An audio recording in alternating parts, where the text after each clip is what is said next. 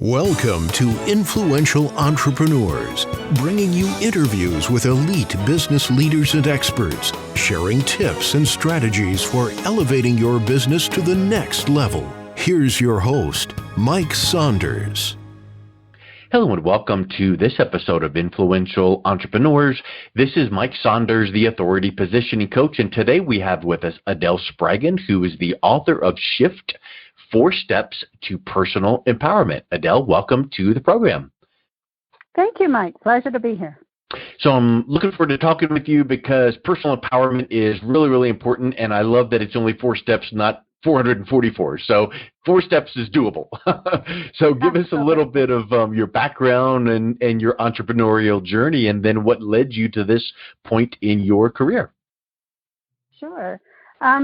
Well, I should start off by saying I've been in the personal development space, Mike, for over 30 years. I can't believe I'm that old already. And for the first 10 years or so, I was coaching using very traditional techniques to personal empowerment, personal and professional empowerment. So, and you're going to be very familiar with these instructions that every person is familiar with who has ever taken any form of coaching. Typically, it goes like this.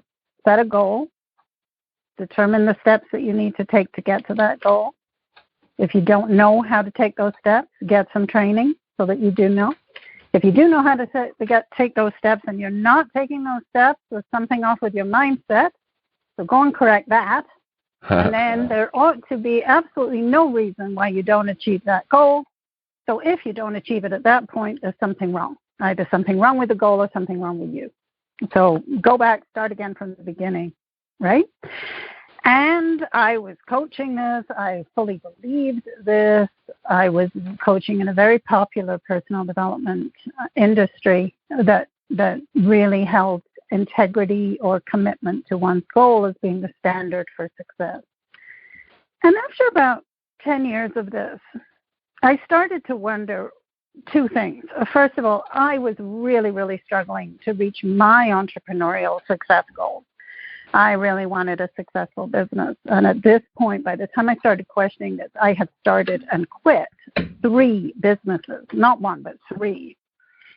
And the second thing I started to notice is only about 20-25% of the people that I was coaching were actually achieving the goals that they set out to achieve. So I thought to myself, Mike, okay, something's off, and it can't be us. We are all doing exactly what we are told to do, and yet only 25% of us are making it. There's something wrong. So I was in my early 40s at this time. I decided I was going to enroll in university and try and figure out how this human brain of ours is actually working and why these instructions are off. And it took me 7 years. I graduated at the age of 47 with a master's in humanities, but I understood. I went, now I get it. Now I get why these traditional instructions are not working, because they work against the grain of the human brain and what we need to do instead. And that started me off on the entrepreneurial journey I've been on for the last 10 years. And now there's no way I would quit. It's just not even a question. I find it curious that you found that solution through traditional academia, which I fully support. Academia. I have a master's degree, and I teach marketing at 4 universities for the last 11 years. So I support that, but I find so many times people, especially in personal development or marketing, things like that, they might have taken courses, but they find their kind of enlightenment through personal experience, or I had this aha moment because I made this mistake or I had this breakthrough. Did you have a combination of that, and then the academia kind of supported what you experienced? Yes, absolutely. Okay. I don't believe that any external training can fully support you when it comes to personal development. A lot of it has to come from your own internal wisdom. And yeah, definitely. I mean, I was also at the time a meditation facilitator. So by the time I went to university, I had already been meditating for over 20 years. And so I was very good at watching what was happening inside my own brain, which allowed me to take what I was learning about the brain and experience it subjectively. as well as what they were saying objectively and understand what was actually occurring. And I think that's what really caused the breakthrough in creating a revolutionary technique. Yeah. And talk a little bit about, of course, the technique, but I find that you mentioned the brain, and that's really important. But talk about a little bit the difference between the brain and the mind, because I know that there's a difference, and I know that one impacts the other. Yeah, so the mind I consider to be rather subjective. Everybody's mind can be different because a mind is comprised, in my opinion, of how you feel, what you do, what you think, what your imagination is, what your dreams are and goals. And those are all very, very subjective. So that's what I call the mind. The brain is the physical thing that is inside your head. And that works consistently for everybody. That doesn't bring consistent results because it's your mind that brings those results. So let's dive into this brain of ours a little bit so you'll understand what I mean. Let's say, Mike, that I could lift off your skull and look inside, okay? So we'll peek inside your brain. What do you think would be in there? If you could stand inside your brain, what do you think you might be seeing or experiencing? Electrical impulses. Exactly. There are no things inside the brain, right? Everything comes in through our sensory data, and the brain has to interpret what is going on outside based on what it thinks is happening outside, given by these electrical impulses. It's dark in there, it's silent in there, there's no touch in there, there's no feel in there, there's nothing in there other than these channels that the brain is running down, right? And so, we look outside ourselves and we see something. So let's say that we see our mother-in-law and we think to ourselves, boy, she's just like, Jane at work, right? And we can't stand Jane at work. And suddenly our mother-in-law becomes Jane. She becomes the same person in our mind. They congeal together. How that happens is because your brain doesn't really have access to your mother-in-law. Your brain is actually trying its best to understand the entire outside world based on what it already knows. And frankly, it makes a lot of stuff up. Mm. That's really interesting because I think that we see that many times and we might not notice it. Like you assume that someone's going to say this on this phone conversation because they're going to be upset. But in reality, if you give it a half a minute, they're like, oh, no, I was just wondering about whatever. And you're like, oh, okay, good. Well, I was all ready for a conflict. Yeah, and it actually goes even further than that. If we understand how the brain's patterning works, so everything about the brain works on patterns, it is consistently bringing its subjective experience to every situation that we're in, whether that works or doesn't work. So, if we can dive deeper into how the brain works, our brain is divided into two hemispheres, right? Left hemisphere, right hemisphere. Most people know that. What most people don't know is that this divide between the left hemisphere being logical and the right hemisphere being artistic and creative, that's actually not true. The latest findings in neuroscience have done away with that theory. Both sides of your brain are equally needed for logic and language, and both sides of your brain are equally needed for creativity and imagination. But there is something fundamentally different about these hemispheres, which is impacting us tremendously in today's culture. And that is the way that the brains are operating.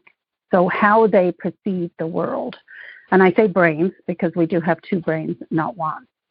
So our left hemisphere's job is to focus in narrowly on what it already knows. Okay? Our right hemisphere's job is to drink in everything in your surroundings as they are now in this moment.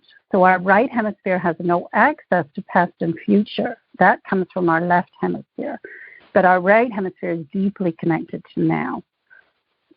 We live in a culture that has prioritized and overeducated our left hemisphere. And that means that we're largely cut from our everyday situation. We're cut off from our now experience.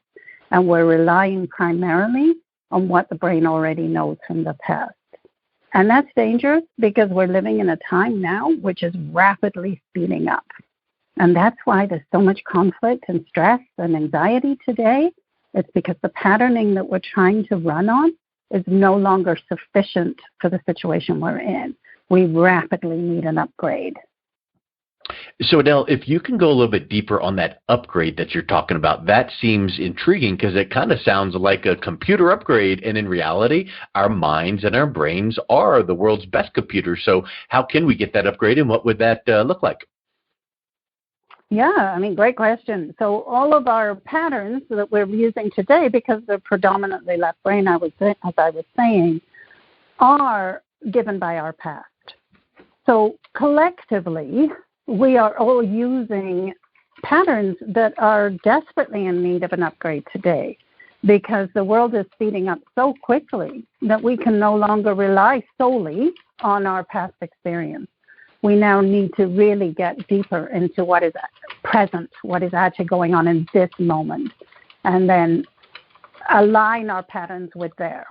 So how do we do that? Because here we are cut off from our right hemisphere.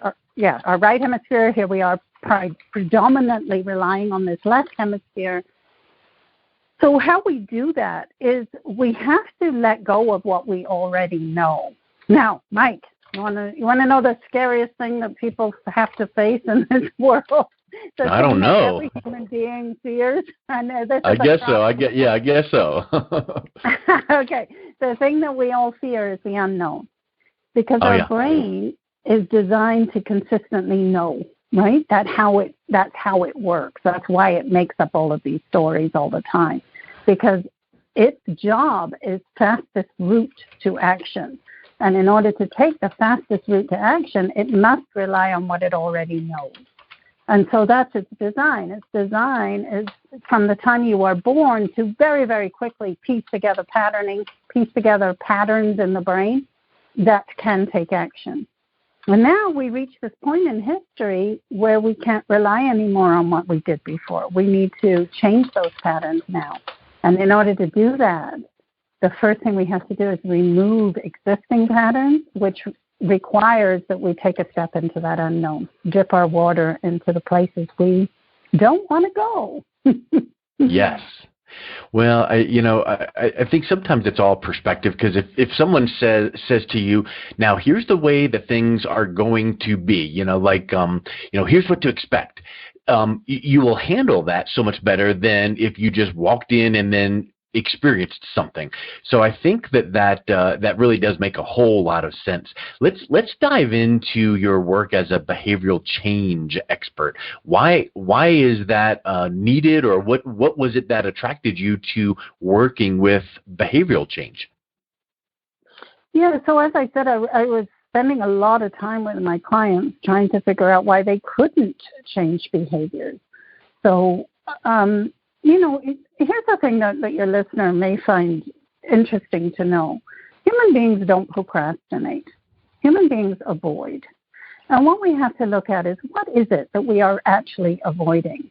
Because when I say that we avoid, we typically think that we're avoiding the task at hand, right? So, for example, if somebody's avoiding doing their taxes, they think it's because the situation of doing their taxes is uncomfortable. But that's not actually what we're avoiding. What we're avoiding is the emotional reaction to doing those taxes. So what we're avoiding is something that is internal. So what intrigued me when I was working with my clients is how little willpower, commitment, staying true to your goals, vision boarding, of affirmations, positive thinking, how little those approaches were actually working when it came to the person actually achieving. So yes, they could do it for a little while. Yes, they could stay true to their goals for a certain amount of time. But eventually, they kept falling back into old patterns of avoiding doing what it is that they wanted to do. And so I just became intrigued by why. That was my biggest inquiry. Why is it that we are told that we should be operating one way and we operate a different way? And that's why I became a behavioral change expert. Well, and I want to go back to your talk about brain and mind and dive a little bit deeper into brain patterns. What is one of the biggest things that we could take away from this interview about brain patterns, and maybe one thing we could implement that could help put us on the path to moving forward in improving personal development? Yeah, that's a great question. So every action, every behavior, every belief that a person adopts is given by a pre-existing brain pattern that lives in their brain right now. Okay? So in order for you to do something, feel something, believe something, you must first have an existing brain pattern. And we are working on the wrong thing. We keep thinking that our solution is to change our circumstances, or change our beliefs, or change our behaviors, or take different actions. The solution is to go beneath those to what is my pattern. So let me just tell your listener what a pattern is, or my definition of a pattern. A pattern is an intertwined physical sensation, emotion, and thought.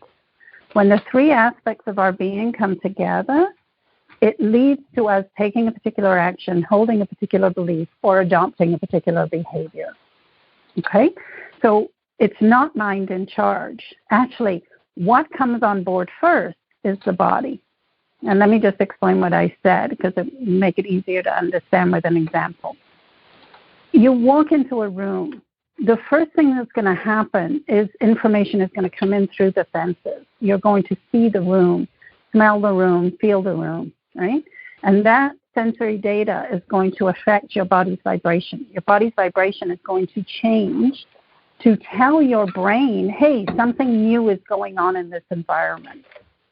And so that's why the physical and the emotional come on board first. So a person walks into a room, they have social anxiety.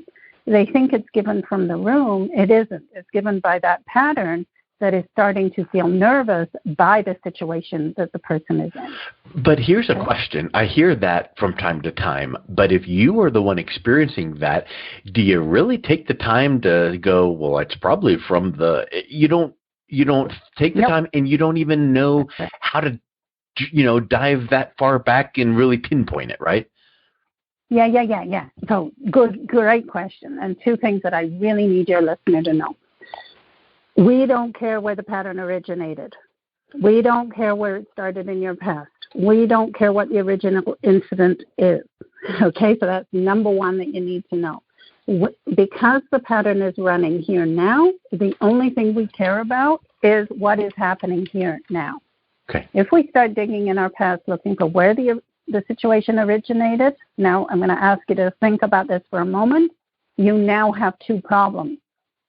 You have the problem of the social anxiety in the room, and you have the problem of where did that originate from. Yeah. Okay? So our way of solving issues today is to keep piling problem on top of problem on top of problem on top of problem. We need to stop doing that. We stay here now. This is what is my experience here now. The second thing that will be really helpful for your listener to know is when you are walking into that situation, walking into that environment in which social anxiety is present, you're what I call on the court. Okay? So what that means is that pattern is already running. That electrical impulse is already firing down that channel, and that action, that behavior, that in this case anxiety, is already part and parcel of who you are. Make sense? Yeah. So we don't wait for that. We say, okay, let's identify the areas of our life that are not working today. And the person would write down on a piece of paper, I get anxious. Great. That we know is coming from a pattern. We are going to address that off the court. Okay? So sitting in your own living room where you're comfortable and where you feel secure, you are then going to imagine walking into that room, and you're going to then start to identify the three parts of the pattern, and then you have a method for teasing that pattern apart, for just removing that from your brain. And then that next time you're on the court and you walk into that room, that pattern is no longer there. And so your behavior is different. Wow. Sounds easy, but I know that you need sometimes that external input. Let's talk a little bit as we wrap up here about your book, 4 Steps to Personal Empowerment. What are some of the things that people should realize about the book, other than there are 4 steps, but what are some of the takeaways, and what would be something that someone would learn from the book and pick up a copy? Yeah, so when I wrote the book, I really wanted everybody on this planet who wanted this technique to be able to do it. So all of the 4 steps are in the book. There's some great information leading up to the 4 steps on why you need to apply the 4 steps, what's actually going on in your brain, how your brain is interacting with the world around you, and what makes these 4 steps essential. Then there's the 4 steps in the middle of the book. And then after that, I dive deeper into brain science and what's going on when you apply the 4 steps, how the 4 steps is working, and why it is so effective. I think the reason that it's won 3 awards is because it is so effective, and people can take the book and do it on their own. Now, some people prefer to work with me, and that's fine. I'm available in group coaching and one-on-one coaching because some people need that little bit of extra support. Nothing wrong with that. But you can do the tool just by reading the book as well. Awesome. And you said easy, Mike, and you're right. Like, it's very, very simple. If we understand the way the brain is working, and we understand how to work with our brain, we have been provided this brain, which is incredibly powerful. I mean, unbelievably powerful. The experiences I have had, which I write about in my blog, are truly shocking. And you would almost think mystical unless you understand how the brain is actually working. So, yes, it is simple once you know, but simple is not always easy. Well, it reminds me of that old saying, what is easy to do is easy not to do. Mm-hmm. Mm-hmm. So, you need to realize, sometimes people are like, oh, the secret to, fill in the blank, to this thing, and they're waiting for it. And then you get told, here's what it is. And you're like, oh, well, that doesn't seem like so. Okay. Well, but in reality, there's many things that are stupendously impactful that really isn't that complicated. So it's like, don't look at something and expect it to be that it must be some intricate, razzle-McDazzle thing. Sometimes it is just as simple as, what? Maybe we start the day with that positive mental attitude. Maybe we recite some affirmations. Maybe we have time of prayer. Maybe we have that goal-setting review. And that feels and sounds very easy. And even if that is 5 minutes, and I kind of use this example a lot. If you need to gain 10 pounds or lose 10 pounds, or you don't work out a lot and you want to go into the gym 6 days a week for 3 hours a day, well, you're going to quit after 2 days. But what if you went into the gym 3 days a week for 20 minutes? Oh, I could do that. And then you get to the point where it's like, well, I could probably do a little bit more. And so the same with personal development. I'm sure there's some easy things you would say, you know what? Ultimately, you might one day want to be here, but why don't we start today with this? Because that's doable and that's easy, and you get that motivation to continue on. So I think those are really excellent tips. Yeah, and I think maybe it might be helpful for your listeners to know what I consider to be the new operating instructions, or how to work with your patterns.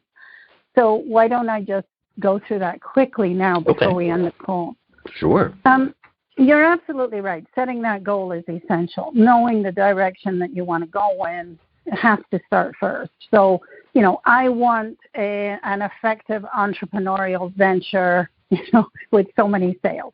Perfect. Your next question, though, is not how do I get there? That's the wrong question. Your next question is, why do I not have that today? And you'll start to notice as you ask that question that your mind starts first kicking up all these excuses. I don't have the money. I don't have the time. Typically, those are the excuses that mind kicks up. And you need to put all of those excuses aside, okay? and dig a little bit deeper. What am I doing or not doing that is leading me to not have that goal? What are my behaviors that are stopping me? What do I believe about myself, about this business idea, about the world out there, about potential clients? And you'll come away with a list of actions, behaviors, beliefs that are between you and that goal. Fantastic. That's step 2. You've now identified what's in the way. The next step is to remove the patterns that are under each one of those actions, behaviors, beliefs. It is to take each one and just, if you think about all of those actions, behaviors, these sticky notes all over you, right? You're just going to peel each one off and throw it away. And at that point, each time you remove one of those patterns, you will take a step in the direction of your dreams, but not in a linear path. Yeah. You will take a step, and it will be a little to the left, okay? Because you will now be a totally different person with a total new set of actions, behaviors, beliefs. And then you remove another pattern, and you take another step, this time a little to the right, okay? And then you take forwards and a little to the right. You remove another pattern. You take another step, a little to the left, again, forwards, always moving in the direction of your dream, but not in the way that you might expect, okay? Eventually, are you going to end up at that goal? No, yes. You are going to end up beyond that goal. Well, you are right, up, right, in a place where you never dreamed was possible. Yeah. Standing in the you who you are today, who from feels little like 1% changes and improvements along the way. Yeah, yes. And Darren Hardy writes about that in his book called The Compound Effect. You just make these little changes, a little bit here, a little bit there, and let it compound and build and build. And I think that too, when you mentioned about that, those little tiny steps and achievements, stop and notice that and reward yourself. And that helps to give you these little mini celebrations, and it also helps to give you wins and motivation. So I just think that you really hit the nail on the head there. So, Adele, what is the best way that people could learn more, reach out to connect with you, check out your website, and pick up a copy of your book? Yeah, I'd love to gift a copy of my book. All I ask the listener does is pay for the shipping, and I will ship it right to you, autographed. So my book can be got at Shift, www.shift4steps.com. So shift4steps.com, and the 4 is a number. And in there also, there is free training. There's some information about the left brain, the right brain that they can get in that free training, and how to get started in repatterning. So it's all there, shift4steps.com. Grab a copy of my book, watch the introductory video, and learn more about how your brain is working.